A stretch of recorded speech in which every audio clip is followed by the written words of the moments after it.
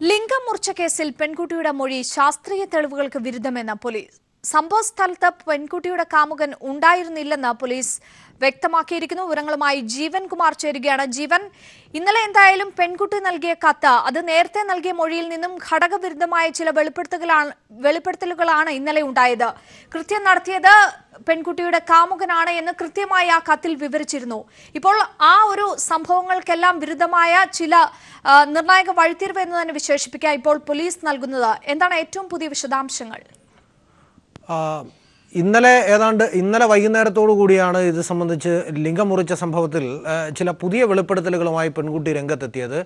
പെൺകുട്ടിയുടെ വെളിപ്പെടുത്തൽ ഇപ്രകാരമായിരുന്നു: ഈ സംഭവം ചെയ്തത് താനല്ല, പകരം തൻ്റെ കാമുകനും മറ്റ് ചില 2 സുഹൃത്തുക്കളും കൂടെ ചേർന്നാണ് എന്നതായിരുന്നു ഇന്നലെ പെൺകുട്ടി പ്രതിയുടെ, അതായത് ഗംഗേശാനന്ദ തീർത്ഥപാതയുടെ അഭിഭാഷകന് അയച്ച കത്തിൽ വ്യക്തമാക്കിയിരുന്നത്. ഇത് സംബന്ധിച്ച് വ്യക്തമാക്കുന്ന ഒരു ഓഡിയോ ക്ലിപ്പ് കൂടി ഇന്ന് രാവിലെ പുറത്തു വന്നിരുന്നു.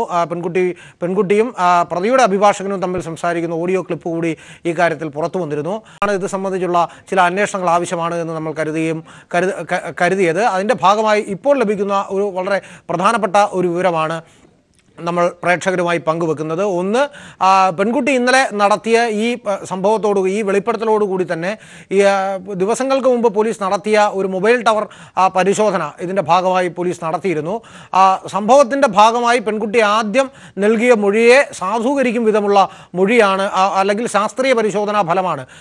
ഇന്നലെ നൽകിയതല്ല, അതിനു മുമ്പ് നൽകിയ ആ മൊഴിയെ സാധൂകരിക്കുന്ന തരത്തിലുള്ളൊരു ശാസ്ത്രീയ പരിശോധനാ ഫലമാണ് ഇപ്പോൾ പുറത്തു വന്നിരിക്കുന്നത്. ആ സംഭവം ഉണ്ടാവുന്ന ദിവസം ഏതാണ്ട് രാത്രി 9 മണിയോടുകൂടി പെൺകുട്ടിയുടെ സഹോദരൻ, ഈ പെൺകുട്ടിയുടെ കാമുകൻ എന്ന് വിളിക്കപ്പെടുന്ന വ്യക്തിയെ തിരുവനന്തപുരം ബസ് സ്റ്റാൻഡിൽ കൊണ്ടുചെന്നാക്കുകയായിരുന്നു എന്നതാണ് ആദ്യം പെൺകുട്ടി, പിന്നീട് അതിനുശേഷം സഹോദരൻ എന്നിവർ നൽകിയിരുന്ന മൊഴി. ആ മൊഴിയുടെ സാധുതയാണ് പോലീസ് ഇന്ന് പരിശോധിച്ചത്.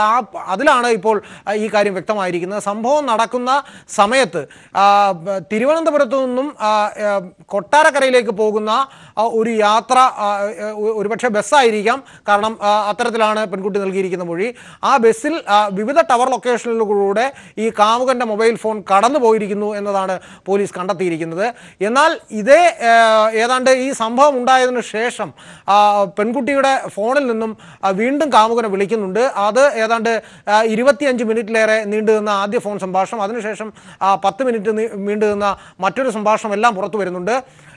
ഈ സംഭാഷണത്തിന് ശേഷം കാമുകൻ്റെ ഇതേ ഫോൺ കൊട്ടാരക്കരയിൽ നിന്നും തിരിച്ച് തിരുവനന്തപുരത്തേക്ക് യാത്ര ചെയ്യുന്നുണ്ടതായും കണ്ടെത്തിയിരിക്കുന്നു. അതായത് ഈ പർട്ടിക്കുലർ ഇൻസിഡൻറ്റ് നടക്കുന്ന സമയത്ത്, പ്രത്യേകിച്ച് ഗംഗേശാനന്ദയുടെ ലിംഗം മുറിക്കുന്ന സമയത്ത് ഈ കാമുകൻ ഉണ്ടായിരുന്നില്ല. ഇനി മറ്റാരെങ്കിലും ഉണ്ടോ എന്നതിനെ സംബന്ധിച്ച് നമുക്കറിയില്ല. പക്ഷേ ഈ കാമുകൻ ഇല്ലായിരുന്നു എന്നതാണ് ഇപ്പോൾ ശാസ്ത്രീയമായ പരിശോധനാ ഫലത്തിൽ പോലീസിന് കിട്ടിയിരിക്കുന്ന നിഗമനം. അതുകൊണ്ട് തന്നെ പെൺകുട്ടി ഇന്നലെ പ്രതിഭാഗം അഭിഭാഷകന് അയച്ചിരിക്കുന്ന മൊഴിയിലെ ഒരു പ്രധാനപ്പെട്ട കണ്ടെത്തൽ ഇന്നത്തെ ശാസ്ത്രീയ പരിശോധനാ ഫലത്തോടുകൂടി ഇപ്പോൾ പൊളിഞ്ഞിരിക്കുകയാണ്. അല്ലെങ്കിൽ ഇനി എങ്ങനെയാണ് ഈ കാമുകൻ്റെ മൊബൈൽ തിരുവനന്തപുരത്തു നിന്നും കൊട്ടാരക്കരയിൽ നിന്നും തിരിച്ച് തിരുവനന്തപുരത്തേക്കും വന്നത് എന്നത് ഇനി വ്യക്തമാക്കേണ്ടി വരും. 2, വെറുതെ അങ്ങനെ ഒരു മൊബൈൽ യാത്ര ചെയ്യുകയായിരുന്നില്ല. ആ മൊബൈൽ പല ഘട്ടങ്ങളിലായി പെൺകുട്ടിയുടെ മൊബൈലുമായി കണക്റ്റഡ് ആയിരുന്നു. പല തവണകളിലായി മണിക്കൂറുകൾ നീണ്ടു നിൽക്കുന്ന സംഭാഷണം ഈ സംഭവം ഉണ്ടാവുന്ന ദിവസം തന്നെ അങ്ങോട്ടും ഇങ്ങോട്ടും ഉണ്ടായിട്ടുണ്ട്. പ്രത്യേകിച്ച് സംഭവം ഉണ്ടായതിനു ശേഷവും കാമുകനുമായി പെൺകുട്ടി നിരവധി തവണ ബന്ധപ്പെട്ടിട്ടുണ്ട്. അതടക്കമുള്ള കാര്യങ്ങളാണ് ഇപ്പോൾ മൊബൈൽ ടവർ ലൊക്കേഷൻ പരിശോധനയിലൂടെ, ശാസ്ത്രീയ പരിശോധനയിലൂടെ വ്യക്തമായിരിക്കുന്നത്. ഈ ശാസ്ത്രീയ പരിശോധനാ ഫലത്തെ ഒരുപക്ഷെ മൊഴി കൊണ്ട് എങ്ങനെ മാറ്റി പറയാൻ കഴിയും എന്നതിനെ സംബന്ധിച്ച് ഇനിയും വ്യക്തമാകേണ്ടിയിരിക്കുന്നു. എന്തായാലും പോലീസിൻ്റെ മുന്നിൽ ഇത് വളരെ നിർണായകമായ ഒരു തെളിവാണ് എന്നതാണ് നമുക്ക് പോലീസിൽ നിന്നും ലഭിക്കുന്ന വിവരം. ജീവൻ, ഒരുപക്ഷെ ഇന്നലെ നൽകിയ ഘടകവിരുദ്ധമായ വെളിപ്പെടുത്തലുകൾ, ഒപ്പം ഇന്ന് ലഭിച്ചിരിക്കുന്ന ഈ ശാസ്ത്രീയ തെളിവുകൾ, ഇതൊക്കെ കൂടി കൂട്ടി വായിക്കുമ്പോൾ ഒരുപക്ഷെ ഇന്നലെ നൽകിയിരിക്കുന്ന പെട്ടെന്നുണ്ടായ പെൺകുട്ടിയുടെ ആ ഒരു മൊഴി മാറ്റൽ അതിനെ ഒരു സമ്മർദ്ദത്തിന്റെ ഭാഗമായി വന്നതാണ് എന്നൊരു പക്ഷേ അനുമാനിക്കേണ്ടി വരില്ലേ ഇത്തരം തെളിവുകൾ കൂടി പുറത്തു വരുന്ന ഒരു ഘട്ടത്തിൽ? അഞ്ജു സൂചിപ്പിച്ചത് വളരെ ശരിയാണ്. കാരണം ആദ്യഘട്ടങ്ങളിലൊന്നും വളരെ കൃത്യമായി വളരെ ഇതായി തന്നെയാണ് ഈ പെൺകുട്ടി മൊഴി നൽകിയത്. ആദ്യം സംഭവം ഉണ്ടായി, പോലീസ് ആദ്യം ഈ വീട്ടിലേക്ക് എത്തുന്നു. തുടർന്ന് ഏതാണ്ട് രാത്രിയോടുകൂടി തന്നെ ഈ പെൺകുട്ടിയെ ആദ്യം സ്റ്റേഷനിൽ എത്തിക്കുന്നു. തുടർന്ന് പ്രാഥമികമായ കാര്യങ്ങൾ പറയുന്നു. മുതിർന്ന ഉദ്യോഗസ്ഥർ സ്റ്റേഷനിലെത്തി പെൺകുട്ടിയുടെ മൊഴി അനൗദ്യോഗികമായും ഔദ്യോഗികമായും രേഖപ്പെടുത്തുന്നു. അതിനുശേഷമുള്ള ദിവസങ്ങളിലെല്ലാം പെൺകുട്ടി പറഞ്ഞ മൊഴി, അതിൻ്റെ പിറ്റേ ദിവസം തന്നെ പെൺകുട്ടി ഒരുപക്ഷെ ഇത്തരത്തിൽ മൊഴി മാറ്റി പറയാൻ സാധുതയുണ്ട്, അല്ലെങ്കിൽ അത്തരമൊരു സാഹചര്യത്തിലാണ് പെൺകുട്ടി ജീവിക്കുന്നത് എന്ന് പോലീസിന് വ്യക്തമായ പശ്ചാത്തലത്തിലാണ് പോലീസ് ഇനി ഒരിക്കലും മാറ്റി പറയാൻ കഴിയാത്ത വിധം ക്രിമിനൽ നടപടിച്ചട്ടത്തിലെ 164 വകുപ്പ് പ്രകാരം വനിതാ മജിസ്ട്രേറ്റിന് മുന്നിൽ പെൺകുട്ടിയെ ഹാജരാക്കി രഹസ്യമൊഴി രേഖപ്പെടുത്തിയത്. രഹസ്യമൊഴിയുടെ പശ്ചാത്തലം നമുക്കറിയാം. ഇനി ഒരിക്കലും ആ മൊഴി റിട്രാക്ട് ചെയ്യാൻ, അതായത് മാറ്റി പറയാനാവില്ല എന്നതാണ് ആ മൊഴിയുടെ പ്രത്യേകത. അന്ന് വനിതാ മജിസ്ട്രേറ്റിന് മുമ്പേ പറഞ്ഞ മൊഴിയിൽ നിന്നും വിരുദ്ധമായി പ്രതിഭാഗം അഭിഭാഷകന് ഒരു കത്തെഴുതി ഇന്നലെ കൊടുക്കുന്നതോടുകൂടിയാണ് വീണ്ടും ലിംഗം മുറിച്ച സംഭവം വിവാദങ്ങളിലേക്ക് കടക്കുന്നത്. അതിൻ്റെ സാധുതയാണ് പോലീസ് ഇപ്പോൾ ഇന്ന് രാവിലെ മുതൽ പരിശോധിച്ചത്. മുതിർന്ന പോലീസ് ഉദ്യോഗസ്ഥർ ഇന്ന് രാവിലെ യോഗം ചേർന്നിരുന്നു. ആ യോഗ തീരുമാനങ്ങളിൽ വന്ന പ്രധാനപ്പെട്ട കണ്ടെത്തലുകളിൽ ഒന്നുകൂടിയാണ് ഇത്. മൊബൈൽ ടവർ പരിശോധനയിൽ കാമുകന് പങ്കില്ല എന്ന് പോലീസ് അനുമാനിക്കുകയല്ല, വിശ്വസിക്കുകയല്ല. ശാസ്ത്രീയ പരിശോധനാ ഫലങ്ങൾ പോലീസിനെ അതിന് സഹായിക്കുന്നു എന്നാണ് ഇന്ന് നടത്തിയ ഈ പരിശോധനയിൽ ഇപ്പോൾ വ്യക്തമായിരിക്കുന്നത്. ഇതോടുകൂടി ലിംഗം മുറിച്ച സംഭവം കൂടുതൽ ദുരൂഹമാകുകയാണ് എന്ന് പറയേണ്ടതായി വരും. അഞ്ജു, ശരി. ലിംഗം മുറിച്ച കേസിൽ പെൺകുട്ടിയുടെ മൊഴി ശാസ്ത്രീയ തെളിവുകൾക്ക് വിരുദ്ധമാണെന്ന് പോലീസ് വ്യക്തമാക്കിയിരിക്കുകയാണ്. സംഭവ സ്ഥലത്ത് പെൺകുട്ടിയുടെ കാമുകൻ ഉണ്ടായിരുന്നില്ല എന്നും പോലീസ് അറിയിച്ചിരിക്കുന്നു. വിവരങ്ങളാണ് ജീവൻകുമാർ നൽകിയത്. സ്വാമി ഗംഗേശാനന്ദയുടെ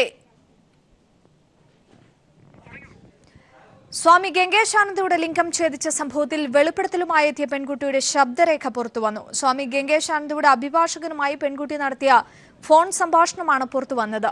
സ്വാമിയുമായി ലൈംഗിക ബന്ധം ഉണ്ടായിരുന്നില്ലെന്നും ഇരുട്ടത്ത് കത്തി വീശിയത് താനാണെന്നും ഇത്രയും വലിയ മുറിവ് ഉണ്ടാകുമെന്ന് കരുതിയിരുന്നില്ലെന്നും പെൺകുട്ടി ഫോണിൽ പറയുന്നു. മൊഴിയിൽ പറഞ്ഞ കാര്യങ്ങൾ പോലീസ് കെട്ടിച്ചമച്ചതാണെന്നും പെൺകുട്ടി അഭിഭാഷകനോട് വെളിപ്പെടുത്തുകയാണ്. അതേസമയം പെൺകുട്ടി മൊഴി മാറ്റാനിടയാക്കിയ സാഹചര്യം പരിശോധിക്കുമെന്ന് വനിതാ കമ്മീഷൻ അറിയിച്ചു. സ്വാമി ഗംഗേശാനന്ദയുടെ ലിംഗം ഛേദിച്ച സംഭവത്തിൽ പുതിയ വെളിപ്പെടുത്തൽ കത്തിന്റെ രൂപത്തിൽ നടത്തിയാണ് പെൺകുട്ടി രംഗത്തെത്തിയത്. ഗംഗേശാനന്ദയുടെ അഭിഭാഷകൻ അയച്ച കത്തിൽ സ്വാമി ഗംഗേശാനന്ദ തന്നെ ലൈംഗികമായി പീഡിപ്പിച്ചിട്ടില്ലെന്ന് പെൺകുട്ടി വെളിപ്പെടുത്തിയിരുന്നു. കത്തിൽ പറഞ്ഞ കാര്യങ്ങൾ അഭിഭാഷകനുമായി ഫോണിൽ സംസാരിക്കുന്നതിന്റെ ശബ്ദരേഖയാണ് പീപ്പിൾ TV പുറത്തുവിട്ടത്. സ്വാമിയുമായി യാതൊരു തരത്തിലുമുള്ള ലൈംഗിക ബന്ധവും പുലർത്തിയിരുന്നില്ല. സ്വാമിയും താനുമായുള്ളത് പിതാവ് പുത്രി ബന്ധമായിരുന്നു. സ്വാമി ഗംഗേശാനന്ദ തന്റെ കുടുംബത്തെ സാമ്പത്തികമായി സഹായിച്ചിട്ടേ ഉള്ളൂ, ചതിച്ചിട്ടില്ല. ഇക്കാര്യങ്ങളും പെൺകുട്ടി ഫോൺ സംഭാഷണത്തിലൂടെ വെളിപ്പെടുത്തുന്നുണ്ട്. അപ്പൊ രേഷ്മയും സ്വാമിയുമായിട്ട് ഒരു father daughter relationship, father daughter type of relationship ആയിരുന്നു. ഓക്കെ. അപ്പൊ ഇറ്റ് ഈസ് നോട്ട് സെക്സ്.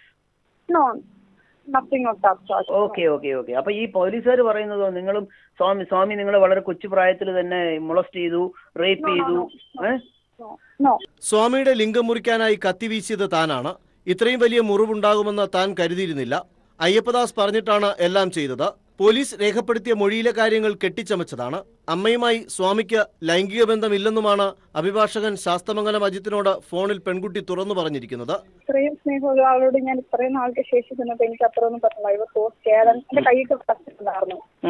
എന്നിട്ടും തലയിൽ അടുപ്പിച്ച് എങ്ങനെയൊന്ന് ഞാൻ വീശി അത്ര എനിക്ക് ഓർമ്മയുള്ളൂ. കാര്യം ഇരുട്ട I didn't see anything and then I just ran out. Swami ഗംഗേശാനന്ദയുടെ ജാമ്യാപേക്ഷ ഈ മാസം 19-ന് കോടതി പരിഗണിക്കും. കത്തും ശബ്ദരേഖയും പ്രതിഭാഗം അഭിഭാഷകൻ കോടതിയിൽ ഹാജരാക്കിയിട്ടുണ്ട്. അതേസമയം പെൺകുട്ടിയുടെ കത്തിലെ വെളിപ്പെടുത്തലും ഫോണിലെ സ്ഥിരീകരണവുമൊക്കെ കേസിന്റെ ദിശ തന്നെ മാറ്റിമറിച്ചിരിക്കുകയാണ്. Sunil Arimanoor, news bureau, Thiruvananthapuram. സ്വാമി ഗംഗേശാനന്ദയുടെ ലിംഗം ഛേദിച്ച സംഭവത്തിൽ പെൺകുട്ടി മൊഴി മാറ്റി പറയാനുണ്ടായ സാഹചര്യത്തെക്കുറിച്ച് പരിശോധിക്കുമെന്ന് സംസ്ഥാന മനുഷ്യാവകാശ കമ്മീഷൻ അധ്യക്ഷ AC ജോസഫൈൻ വ്യക്തമാക്കി. ആവശ്യമെങ്കിൽ പെൺകുട്ടിയുമായി കൂടിക്കാഴ്ച നടത്തുമെന്നും MC ജോസഫൈൻ വാർത്താസമ്മേളനത്തിൽ പറഞ്ഞു. വനിതാ കമ്മീഷൻ നടത്തിയ മെഗാ അദാലത്തിൽ ആകെ ലഭിച്ച 200 പരാതികളിൽ 91 എണ്ണത്തിലും തീർപ്പ് കൽപ്പിച്ചുവെന്നും ചെയർപേഴ്സൺ വ്യക്തമാക്കി. അതെന്താണെന്ന് അന്വേഷിക്കണം. ആ കുട്ടിയുടെ മാനസികാവസ്ഥ എന്താണെന്ന് അന്വേഷിക്കണം. അതിനൊക്കെ ഇവിടെ കോടതിയുടെ മുൻപിലിരിക്കുന്ന കേസിൽ കോടതിക്ക് അതിന് ബാധ്യതയുണ്ടല്ലോ. ഇന്നലത്തെ സംഭവത്തോടുകൂടി ഇന്നിപ്പോൾ നമ്മൾ അദാലത്തിലാണ്. അപ്പോൾ തീർച്ചയായിട്ടും ഞങ്ങൾ പോയിട്ട് അന്വേഷിക്കും. അതിലൊന്നും സംശയമൊന്നുമില്ല. എന്താണ് ഇങ്ങനെ ഉണ്ടായതെന്ന് ആ കുട്ടിയെ കാണാനായിട്ട് നമ്മൾ ശ്രമിക്കും. കൊച്ചി മെട്രോ ഉദ്ഘാടനത്തിനുള്ള അവസാന ഒരുക്കവും പൂർത്തിയായി. നാളെ 11 മണിക്ക് കലൂർ സ്റ്റേഡിയത്തിൽ നടക്കുന്ന ചടങ്ങിൽ പ്രധാനമന്ത്രി നരേന്ദ്രമോദി മെട്രോയുടെ ഉദ്ഘാടനം നിർവഹിക്കും. പ്രധാനമന്ത്രി എത്തുന്നതിന്റെ ഭാഗമായി നഗരം കനത്ത പോലീസ് വലയത്തിലാണ്. രാവിലെ 10:15 വ്യോമസേനയുടെ പ്രത്യേക വിമാനത്തിൽ നാവിക വിമാനത്താവളത്തിൽ എത്തുന്ന പ്രധാനമന്ത്രി അവിടെ നിന്നും റോഡ് മാർഗമാണ് മെട്രോ ഉദ്ഘാടന വേദിയിലേക്ക് എത്തുക. 10:35 പാലാരിവട്ടം സ്റ്റേഷനിൽ മെട്രോയുടെ ഉദ്ഘാടനം നിർവഹിക്കുന്ന അദ്ദേഹം പത്തടിപ്പാലം വരെയും തിരിച്ച് പാലാരിവട്ടത്തേക്കും മെട്രോയിൽ യാത്ര ചെയ്യും. 11 മണിക്ക് കലൂർ സ്റ്റേഡിയത്തിൽ നടക്കുന്ന ചടങ്ങിൽ മുഖ്യമന്ത്രിയുടെയും ഗവർണറുടെയും മെട്രോമാൻ ഇ ശ്രീധരൻ ഉൾപ്പെടെയുള്ള പ്രമുഖരുടെയും സാന്നിധ്യത്തിൽ കൊച്ചി മെട്രോ പ്രധാനമന്ത്രി നാടിന് സമർപ്പിക്കും. 12:15 സെന്റ് തെരേസാസ് കോളേജിൽ PN പണിക്കർ ദേശീയ വാരാചരണം പ്രധാനമന്ത്രി ഉദ്ഘാടനം ചെയ്യും. തുടർന്ന് 1:05 നാവിക വിമാനത്താവളത്തിലെത്തുന്ന പ്രധാനമന്ത്രി അവിടുത്തെ ബോർഡ് റൂമിൽ മുഖ്യമന്ത്രിയും മന്ത്രിമാരുമായി കൂടിക്കാഴ്ച നടത്തും. പ്രധാനമന്ത്രിയുടെ സന്ദർശനം കണക്കിലെടുത്ത് വൻ സുരക്ഷയിലാണ് നഗരം. SPG ഉന്നത ഉദ്യോഗസ്ഥരുടെ നിർദ്ദേശപ്രകാരം സംസ്ഥാന പോലീസാണ് സുരക്ഷാ ക്രമീകരണങ്ങൾ ഒരുക്കിയിരിക്കുന്നത്. പ്രധാനമന്ത്രിയുടെ വാഹനവ്യൂഹം കടന്നുവരുന്ന വഴിയിൽ സുരക്ഷാ ഉദ്യോഗസ്ഥർ ട്രയൽ നടത്തി. കലൂർ സ്റ്റേഡിയത്തിന് സമീപം നിർമ്മിച്ച പന്തലിൽ 3500 പേരാണ് ചടങ്ങിനെത്തുക. ക്ഷണിക്കപ്പെട്ടവർക്ക് മാത്രമാണ് പ്രവേശനം അനുവദിച്ചിരിക്കുന്നത്. പ്രധാനമന്ത്രിയുടെ ഉദ്ഘാടനത്തിന് ശേഷം തിങ്കളാഴ്ച മുതലാണ് പൊതുജനങ്ങൾക്കായി മെട്രോ സർവീസ് ആരംഭിക്കുക. News bureau, Kochi. കൊച്ചി മെട്രോയെ നിധി പോലെ കാണണമെന്ന് ഇ ശ്രീധരൻ. രാഷ്ട്രപതിയാകുക എന്നത് പലരുടെയും ഭാവന മാത്രമാണെന്നും ശ്രീധരൻ പറഞ്ഞു. ഇവിടുത്തെ കൊച്ചി നിവാസികൾ ഇത്ര കാലം കാത്തിരുന്ന ഒരു മെട്രോ വരാൻ പോവുകയാണ്. അത് ഒരു വെറും സമ്മാനമായിട്ടല്ല, ഒരു നിധിയായിട്ട് അവർ കരുതണം. അത് ആൾക്കാരുടെ മനസ്സിലുള്ളൊരു ഭാവന മാത്രമാണ്. ഇംഗ്ലീഷിൽ പറയുകയാണെങ്കിൽ കൈറ്റ് ഫ്ലൈയിങ്.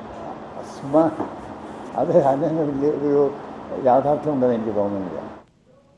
രാജ്യത്തെ മറ്റൊരു മെട്രോയ്ക്കും അവകാശപ്പെടാനില്ലാത്ത ഒട്ടേറെ സവിശേഷതകളുമായാണ് കൊച്ചി മെട്രോ യാഥാർത്ഥ്യമാകുന്നത്. നിർമ്മാണത്തിലെ വേഗതയും സുതാര്യതയും മുതൽ ഭിന്നലിംഗക്കാർക്കായി തൊഴിലവസരങ്ങൾ ഒരുക്കിയതുവരെ നീളുന്നു ആ പെരുമ. കൊച്ചി മെട്രോയിലെ ഓരോ യാത്രയും യാത്രക്കാർക്ക് പുതിയ അനുഭവങ്ങളാകും സമ്മാനിക്കുക.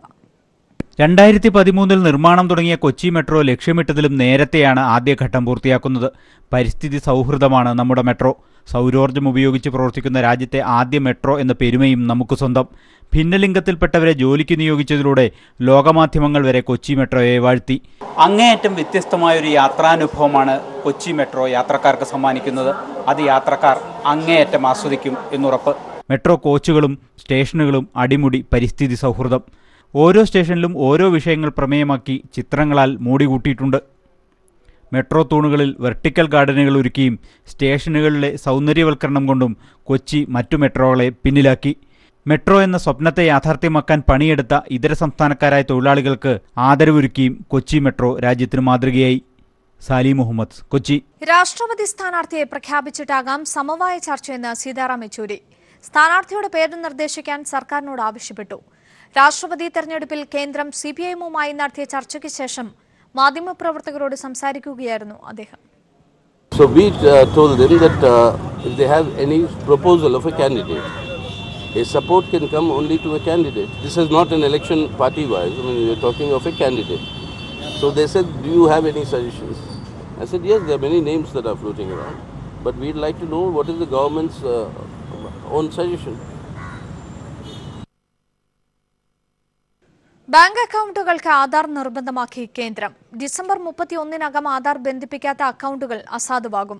പിന്നീട് ആധാർ ലിങ്ക് ചെയ്താൽ മാത്രമേ ഇടപാട് നടത്താനാകൂ. 50,000 രൂപയ്ക്ക് മുകളിലുള്ള എല്ലാ ഇടപാടുകൾക്കും ആധാർ വേണം. ആധാർ വിവരങ്ങൾ സുരക്ഷിതമല്ലെന്ന ആശങ്കയിൽ കേന്ദ്രത്തോട് സുപ്രീംകോടതി വിശദീകരണം ആവശ്യപ്പെട്ടതിനിടയിലാണ് പുതിയ ഉത്തരവ്. വൻകിട സ്വകാര്യ ആശുപത്രികളിൽ മരണം ഉറപ്പുവരുത്തിയ രോഗികളിൽ വീണ്ടും ചികിത്സ നടത്തുന്നു. എറണാകുളം ാണ് വെളിപ്പെടുത്തൽ. സ്വകാര്യ ആശുപത്രികൾ പണം തട്ടുന്നതിനായാണ് മരിച്ചവരിലും ചികിത്സ നടത്തി കബളിപ്പിക്കുന്നത്. ഇതിനെതിരെയാണ് പരാതിയുമായി യുവ ഡോക്ടർ രംഗത്തെത്തിയിരിക്കുന്നത്.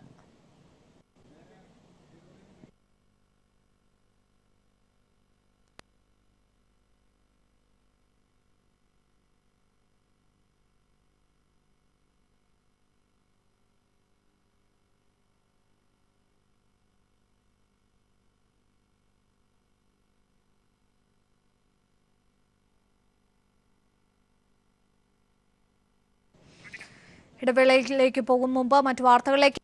ഇംപാക്ട് സ്വകാര്യ ആശുപത്രികളിലെ ചൂഷണത്തിൽ ആരോഗ്യമന്ത്രിയുടെ പ്രതികരണം. കൈരളി വാർത്ത ഗൗരവതരമാണെന്നും ആരും പരാതിയുമായി എത്തിയാൽ വിഷയം അന്വേഷിക്കുമെന്നും മന്ത്രി പീപ്പിൾ ടിവിയോട് പറഞ്ഞു. സംഭവത്തെപ്പറ്റി പോലീസ് അന്വേഷിക്കുന്നതിനൊപ്പം വകുപ്പിലെ ആഭ്യന്തര വിജിലൻസ് അന്വേഷണത്തിനും ഒരുക്കമാണെന്നും മന്ത്രി വ്യക്തമാക്കി. ഇത് ഈ വെളിപ്പെടുത്തൽ ശരിയാണെങ്കിൽ അതൊരു ഗുരുതരമായിട്ടുള്ള വിഷയമാണ്. ഫോറൻസിക് സർജനാണല്ലോ വെളിപ്പെടുത്തിയിട്ടുള്ളത്. അപ്പോൾ അത് സംബന്ധിച്ചിട്ടുള്ള കാര്യങ്ങൾ നമുക്ക് ആലോചിക്കേണ്ടതായിട്ട് വരും. സ്വകാര്യ ഹോസ്പിറ്റലുകളിൽ എല്ലായിടത്തും ഇങ്ങനെ സംഭവിക്കുന്നു എന്ന് പറയാൻ സാധിക്കില്ല. പക്ഷേ ഈ ഡെഡ് ബോഡിക്ക് പഴക്കമുണ്ടെന്ന് പറയുമ്പോൾ മരിച്ചിട്ടും മരണം റിപ്പോർട്ട് ചെയ്തിട്ടില്ല എന്ന് വേണം മനസ്സിലാക്കാൻ വേണ്ടിയിട്ട്. അങ്ങനെയാണെങ്കിൽ അത് വളരെ ഗുരുതരമായിട്ടുള്ള വിഷയമാണ്. ഇതേക്കുറിച്ച് എങ്ങനെയാണ് അന്വേഷണം നടത്തുക, അതിൻ്റെ നിയമപരമായിട്ടുള്ള കാര്യങ്ങളെക്കുറിച്ച് നമുക്ക് പരിശോധിക്കാം. എന്തായാലും വിജിലൻസ് വിഭാഗമെല്ലാം ഉണ്ട്. ആഭ്യന്തര വകുപ്പിൻ്റെ കൂടി ശ്രദ്ധയിൽപ്പെടുത്തിക്കൊണ്ട് ഇതിനകത്ത് എങ്ങനെയാണ് നിയമപരമായിട്ട് അന്വേഷണം നടത്താൻ കഴിയുക എന്ന് തീർച്ചയായിട്ടും പരിശോധിക്കും. 8 വർഷമായി പൂട്ടിക്കിടന്ന തിരുവനന്തപുരം വെങ്ങാനൂരിലെ അയ്യങ്കാളി സ്മൃതി മണ്ഡപം പൊതുജനങ്ങൾക്ക് തുറന്നുകൊടുത്തു. പിന്നോക്കക്ഷേമമന്ത്രി എ കെ ബാലനുമായി പട്ടികജാതി ക്ഷേമസമിതി ഉൾപ്പെടെയുള്ള സംഘടനകൾ നടത്തിയ ചർച്ചയിലാണ് മണ്ഡപം തുറക്കാൻ തീരുമാനമായത്.